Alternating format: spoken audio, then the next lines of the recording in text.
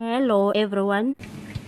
Romans 5, accused himself must have the necessary intention to commit the offense, brackets intention to form of dolus evangelius suffices. In S versus Tebus and another 2003, brackets 2 SACR 319CC at 345D, the trial court must determine in respect of each accused person the location, timing, and sequence, duration, frequency, and nature of the conduct alleged to constitute sufficient participation or active association in its relationship, if any, to the criminal result and to all other prerequisites of guilt. Whether or not active association has been appropriately established will depend upon the factual context of each case. S versus Toby 2004, brackets 1, SACR 530, brackets W at 549D. The principle to be extracted from these authorities is relatively plain, where a group of persons act with a common purpose. The unlawful actions of one member will be attributable to the others in the circumstance where such actions must have been foreseen and therefore, by inference, were foreseen as part of the general plan. 3. Plea. Both accused pleaded not guilty to the charge and elected to disclose their defense in terms of Section 115 of the Criminal Procedure Act 51 of 1977. Number 4. Plea explanation in terms of Section 115 of the Criminal Procedure Act 51 of 1977. 4.1. Is that one of justification. Both accused believed that they were entitled to enter the cemetery for the burial ceremony, and that the obstruction of them was illegal and unjustified. 4.2. In the circumstances, they lacked mens rea because they believed at the very least that they were entitled to enter the cemetery for the burial. 4.3.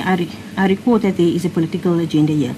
This is an assault common case. They both reached out to the complainant by process of Ubuntu that was rejected by AfriForum. So this turned out to be political. Well, that there is a political agenda between AfriForum and the EFF that is being played out in this court. 5 principles applicable to the charge. Milton, South African Criminal Law and Procedure, 1996, Volume 2, 3rd edition, 405 defines assault as: assault consists in unlawfully and intentionally 1. Applying force to the person of another, or 2. Inspiring belief in that force is immediately to be applied to him. Snyman on page 430 defines assault as follows: assault consists in unlawful and intentional A. Applying force directly or indirectly to the person of another, or B. Inspiring belief in another person that force is immediately to be applied to her. Elements of the offense. 6. The act. 6.1. Application of force, brackets, or the inspiring of belief that force is to be applied. This element manifests itself in 2 ways, namely through the application of violence and through threats of violence. The slightest application of force is sufficient to establish the act. 6.2. Unlawfulness. The test whether the conduct is unlawful in a given set of circumstances amounts to a punishable infringement in the eyes of the public. In the judgment of Botha AJ, in A, citation 1971, brackets 2 SA 293T, the legal condition of the community requires that the physical integrity of the person should be protected. 6.3. Intention. The perpetrator must have the intention to apply violence to another person or to threaten him in such a way that a belief or fear is inspired in the mind of the latter. Number 7. Requirement 7.1.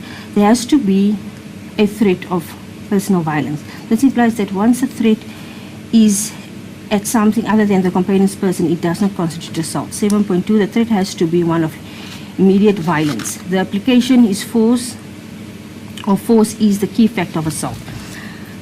Number 8. Facts not in dispute.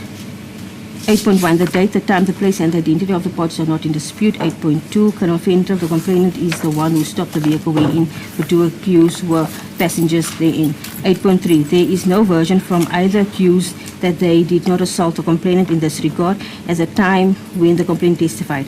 A version regarding this aspect came to light during the presentation of the defense's case, wherein the accused explained what transpired on the day that resulted in the unlawful assault on the complainant.